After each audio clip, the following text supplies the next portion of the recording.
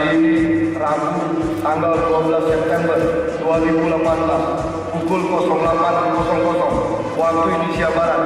Pendidikan pembentukan Bintara Khusus Babinsa Tentara Nasional Indonesia Angkatan Darat tahun anggaran 2018 saya nyatakan dengan resmi ditutup.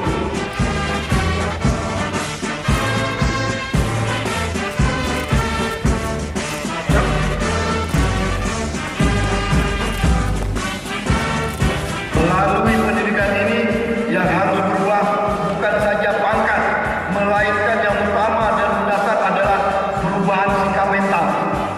Para prajurit sekalian, mulai saat ini kalian bukan lagi seorang tamtama sebagai unsur pelaksana, melainkan seorang bintara.